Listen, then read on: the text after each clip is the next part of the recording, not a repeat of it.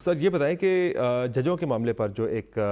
حکومت پلان کر رہی تھی ایک آئینی ترمیمی پیکج، ظاہر آپ کے پاس نمبرز نہیں ہیں فی الحال قومی اسمبلی کے اندر، مولانا فضل الرحمان صاحب سے بھی سپورٹ مانگی جا رہی ہے، وہ آ جاتے ہیں، پھر بھی قومی اسمبلی کے اندر تو آپ کے نمبر 3 سے 4 کا ڈفرنس رہ جاتا ہے، سینٹ کے اندر نمبر آپ کا پورا ہو جاتا ہے 2/3 اکثریت کے لیے۔ ابھی بھی کوشش کی جائے گی 2/3 اکثریت حاصل کر کے کسی آئینی ترمیمی پیکج کی، یا اس سے اب حکومت دستبردار ہو چکی ہے؟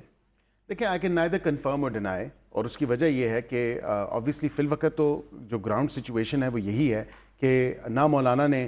حامی بھری ہے یا انہوں نے انکار بھی نہیں کیا، ایک ایسی سچویشن ہے، اور اس کے ساتھ کوشش تو آپ کی تھی،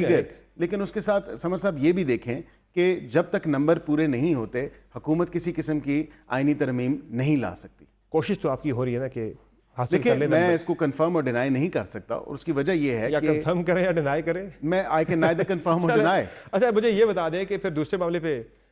قاضی فائز عیسیٰ صاحب کا معاملہ جو ہے ان کی توسیع کا، یا جس طرح سے آرمی چیف کے تقرر میں ہوتا ہے کہ پینل میں سے کسی کا انتخاب ہوتا ہے،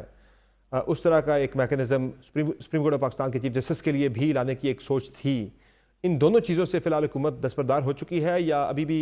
زیر غور ہے یہ آئیڈیا؟ دیکھیے قاضی فائز عیسیٰ صاحب نے خود ہی آپ کو یاد ہوگا لا منسٹر صاحب نے بھی اسٹیٹمنٹ دی کہ جب اٹارنی جنرل صاحب سے اور میرے سے ملاقات ہوئی، جب ایک مئی میں میٹنگ ہوئی تھی، اس میں بتایا گیا تھا کہ سول سرونٹس کے اندر جو ہے ان کی ایج کی توسیع میں جو ہے یا عمر میں توسیع کی جا رہی ہے، تو اس ٹائم انہوں نے واضح طور پہ کہا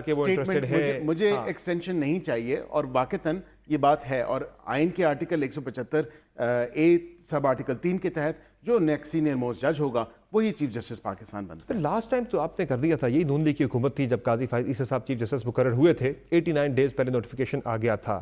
50 سے بھی کم دن غالباً رہ گئے ہیں ان کی ریٹائرمنٹ میں، تو منصور علی شاہ صاحب کو نوٹیفیکیشن جاری کرنے میں کیا امر مانے ہیں؟ دیکھیں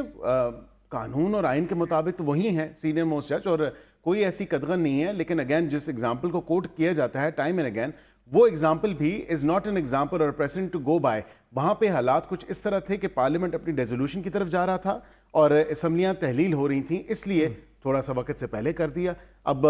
25 اور 26 اکتوبر کا دن ہے جب انہوں نے بن ہی جانا ہے سینئر موسٹ جج ہونے کے ناطے، تو اس میں کوئی ایسی بات نہیں ہے، آ جائے گا کچھ دنوں میں۔